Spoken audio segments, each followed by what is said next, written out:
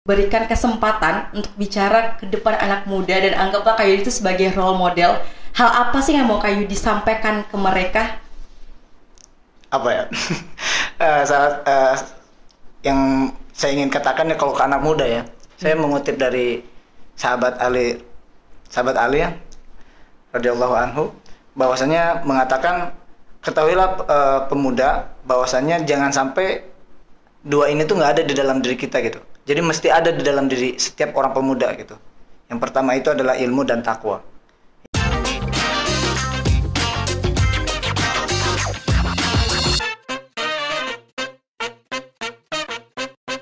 Assalamualaikum warahmatullahi wabarakatuh. Halo semuanya, welcome to podcast Besti, Be Smart to be Inspiring. Bersama saya Cahaya Nuryanti. Dan pada episode kali ini sangat senang sekali karena kita kedatangan tamu yang Masya Allah luar biasa. Karena beliau ini merupakan hafiz Quran, imam muda plus mahasiswa berprestasi Universitas Sairun tahun 2021.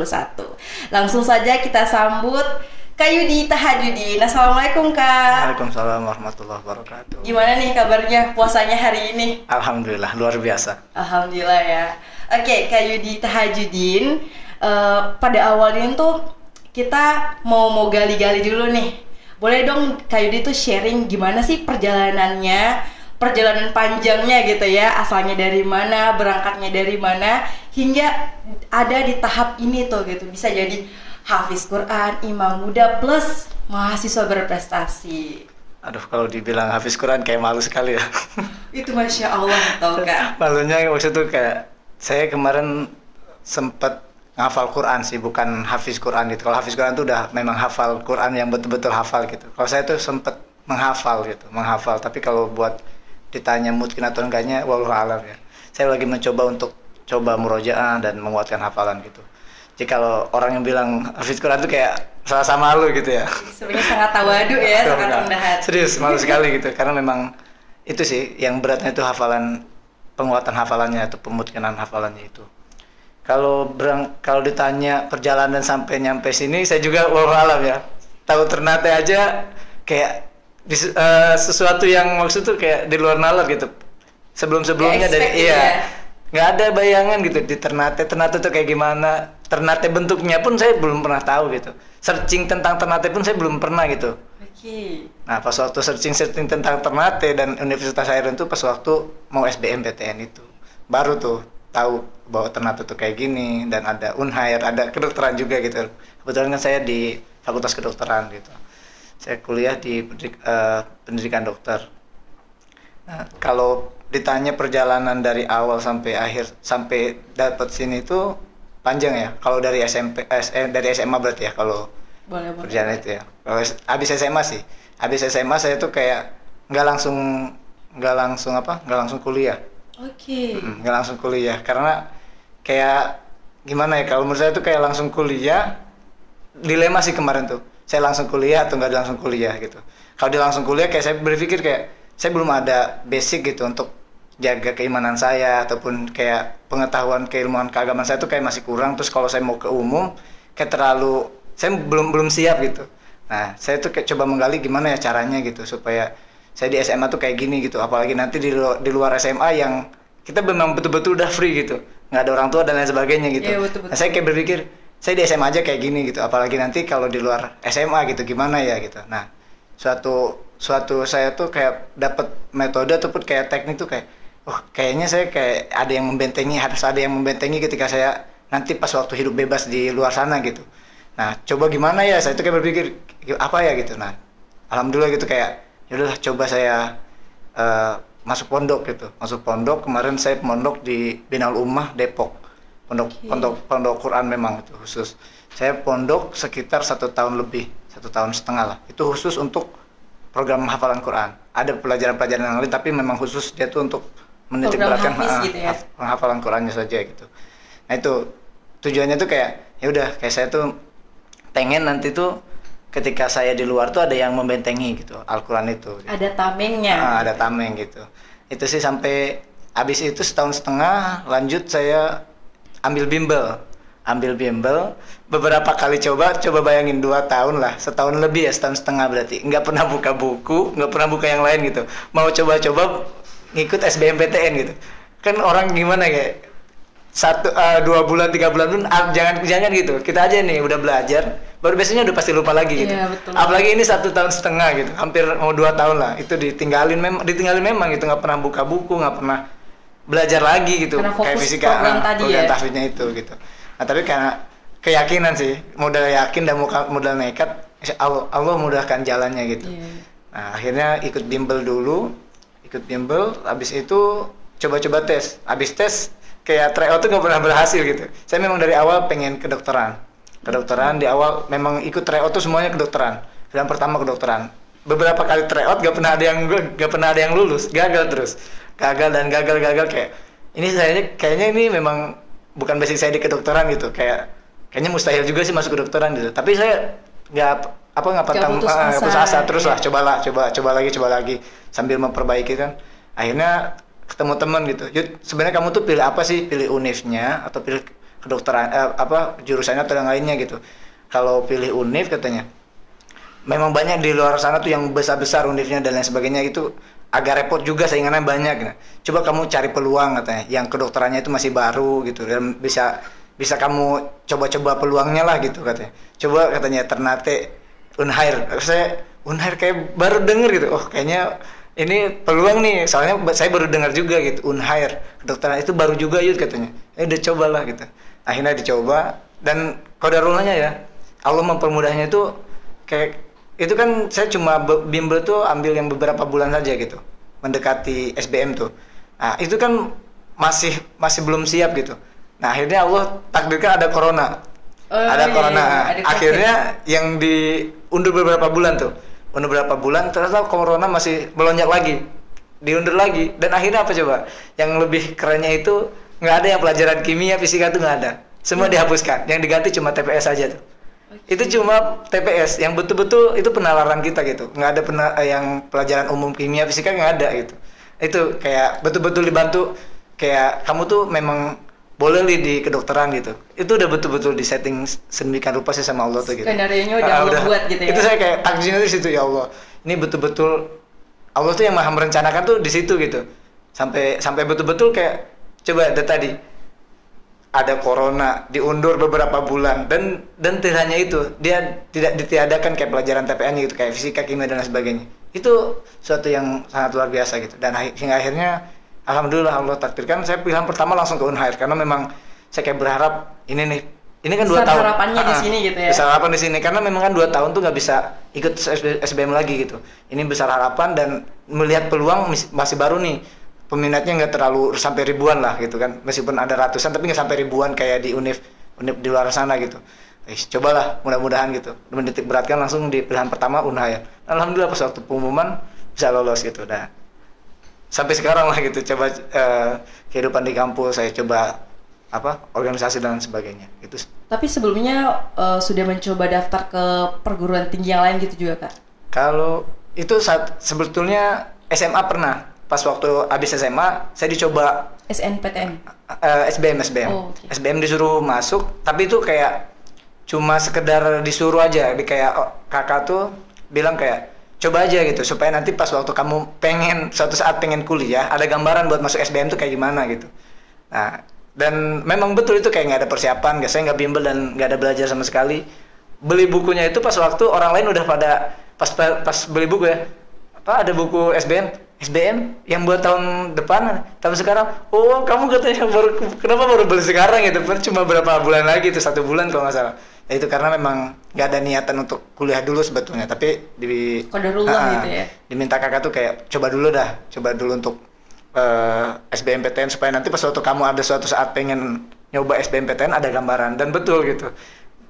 2 tahun kemudian saya kayak ada rasa kayaknya saya perlu nih kuliah gitu. Ada instingnya gitu ya. Perlu kuliah, dan itu tiba-tiba kayak pengen, kayaknya di kedokteran nih ada peluang nih, ada peluang besar untuk saya bisa dakwah dan lain sebagainya tuh di kedokteran gitu. Kalau menurut saya gitu, pas waktu itu tuh makanya langsung lah coba Bismillah kemarin tuh langsung daftar kedokteran. Dan sampai saat ini menjadi mahasiswa Universitas Khairun Iya. ya. Oke. Bangga dengan Universitas Bangga Khairun. banget ya. Oke, Kak Yudi ini kan juga mahasiswa berprestasi gitu ya. Nah, itu gimana tuh Kak perjalanannya sampai di titik menjadi mahasiswa berprestasi gitu? Ya kalau dibilang berprestasi, memang tuntutan kita untuk selalu fastabiqul khairat ya, berlomba-lomba dalam kebaikan gitu. Saya mencoba kayak lakukan yang terbaik lah gitu. Apapun, dimanapun saya berada, saya coba memberikan yang terbaik dan memberikan dampak yang positif lah gitu terhadap diri saya maupun itu lingkungan juga gitu. Nah, saya coba-coba kayak kalau ada lomba, kalau semisal waktunya bisa saya atasi, saya ikutin gitu. Coba-coba gitu. Jadi nggak apa menyanyiakan kesempatan lah gitu loh. Kalau ada kesempatan ya udah coba dulu. Soal gagal dan lain kan itu nggak ada masalah gitu kan. Pas waktu saya ikut lomba terus nggak dapat ya nggak jadi masalah. Ketika dapat ya alhamdulillah gitu kan, kuncinya itu. Saya berpikir kayak gitu. Apa sih salahnya saya ketika ngikut lomba terus saya nggak dapat, ya nggak rugi juga gitu, nggak daftar nggak ada apa-apa gitu. Terus malah tambah temen, tambah pengalaman gitu. Nah itu akhirnya saya coba-coba kayak lomba, ada lomba nasional, ada lomba universitas, saya coba daftar lah gitu. Meskipun bukan di cabang yang saya minati gitu, ataupun bukan cabang yang maksud tuh saya punya basic lah gitu. Pernah coba atau lain sebagainya gitu. Itu sih. Nah, dari banyaknya perjalanan Kak Yudi tadi tuh, part hidup yang paling memorable tuh yang apa sih? Itu sih yang tadi yang saya cerita di awal tuh. SBMPTN yang bisa lolos di kedokteran dengan COVID-nya itu sejarah. Jadi saya tiba-tiba gitu aja. Jadi COVID itu kayak saya kayak gimana ya? Mau bilang ini COVID ini berkah atau musibah gitu. Jadi berkah yang musibah yang membawa berkah lah gitu COVID itu kalau menurut saya. Kalau bagi sebagian orang yang qadarullah diberi keberuntungan gitu ya. Iya betul. Nah jadi Kak Yudi ini kan mahasiswa kedokteran juga. Kita udah tahu lah gimana sibuknya mahasiswa kedokteran gitu ya. Ditambah lagi Kak Yudi ini kan dalam artian suka atau menggali potensi dengan cara mengambil peluang dan kesempatan gitu ya. Gimana sih cara manajemen waktunya gitu sampai bisa mendapati ini semua? Ya kalau dibilang manage, saya bingung juga ya manajenya kayak gimana gitu. Tapi kalau menurut saya kayak ya udah jangan sampai waktu itu terbuang sia-sia. Itu sih yang menurut saya kayak yang penting di satu hari itu tuh saya nggak terlalu banyak ngelakuin hal yang bodoh gitu, yang sia-sia gitu, kayak ya tau lah gitu, scroll terlalu lama dan lain sebagainya. Saya kayak mencoba membatasinya lah, meskipun ya untuk saya juga nggak terlalu membatasi diri kayak nggak boleh nih satu hari ini, enggak sih. Saya juga kayak tetap saya ngikut pakai IG dan lain sebagainya, saya tetap pakai gitu, tapi kayak saya batasi nih gitu, jangan sampai hal yang sia-sia ini ataupun hal yang kurang bermanfaat ataupun mengalahkan gitu yang sejatinya saya harus miliki gitu, sejatinya saya harus lakukan gitu, kayak belajar, merojaah Al-Quran gitu. Saya juga sebetulnya kan saya di pondok pesantren ya sekarang juga gitu. Pondok pesantren itu kayak udah membentuk saya kayak jam sekarang harus bangun dan lain sebagainya. Itu sih salah satu triknya juga, kayak lingkungan yang mempengaruhi juga kita untuk membentuk memanage waktu yang baik itu lingkungan juga gitu. Karena kan di pondok pesantren tuh kayak mau gak mau kita harus bangun gitu. Jam 4 ya itu kan, kamu bangun, udah bangun gitu, kita nggak bisa nggak bangun gitu. Kalau ya itu kita dapat sanksi ataupun ya tau lah kalau pondok pesantren kayak gimana gitu. Habis itu ya mau gak mau sholat subuh dan lain sebagainya gitu. Udah, jadi kayak di pondok, kalau menurut saya ya, untuk cara memanage waktunya itu ya udah itu, cari lingkungan yang memang bakal ngebentuk, yang support kita gitu ya, ngebentuk bahwa waktu itu yang terbaik gitu untuk kita, jangan sampai kita sia-sia gitu. Salah satunya kalau menurut saya tuh itu pondok pesantren gitu. Oke, Kak Yudi ini kan saya juga follow kakak gitu ya, dan saya lihat waduh rutinitasnya produktif banget gitu ya. Nah kalau misalnya di suatu waktu nanti gitu ya, Kak Yudi itu diberikan kesempatan untuk bicara ke depan anak muda, dan anggaplah Kak Yudi itu sebagai role model, hal apa sih yang mau Kak Yudi sampaikan ke mereka? Apa ya? Yang saya ingin katakan ya, kalau ke anak muda ya, saya mengutip dari sahabat Ali ya, radhiyallahu anhu, bahwasanya mengatakan, ketahuilah pemuda, bahwasanya jangan sampai dua ini tuh nggak ada di dalam diri kita gitu. Jadi mesti ada di dalam diri setiap orang pemuda gitu. Yang pertama itu adalah ilmu dan takwa. Itu. Kalau salah satu tidak ada di kedua ini, maka hidupnya itu akan sia-sia, tidak berharga gitu.